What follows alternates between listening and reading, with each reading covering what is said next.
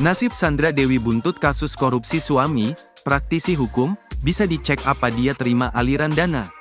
Suami Sandra Dewi, Harvey Moeis ditetapkan sebagai tersangka kasus dugaan korupsi timah. Lantas bagaimana nasib Sandra Dewi setelah suaminya terseret kasus korupsi timah? Praktisi hukum, Timothy Ezra Simanjuntak kemudian buka suara terkait nasib sang artis. Timothy Ezra menyebut bahwa Sandra Dewi berpotensi akan dipanggil untuk diperiksa terkait kasus korupsi timah yang menyeret Harvey. Potensi istri ataupun Sandra Dewi ini untuk diperiksa pasti ada, kata Timothy. Menurut Timothy, pihak yang berwenang akan mendalami apakah Sandra Dewi ikut menerima aliran dana korupsi timah. Karena bisa dicek mungkin apakah di PT itu dia sebagai pemegang saham atau apakah dia terima aliran dana. Itu kan bisa dirangkai nanti, paparnya.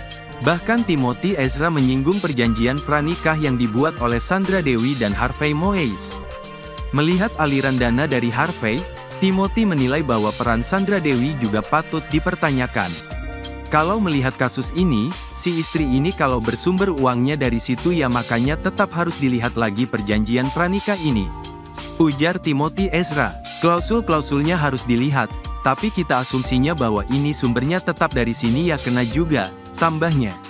Sandra Dewi pernah bilang suaminya harus pengusaha. Di tengah kabar Harvey Moeis terlibat kasus korupsi timah, pernyataan Sandra Dewi sebelum menikah dengan pengusaha batubara tersebut kembali disorot.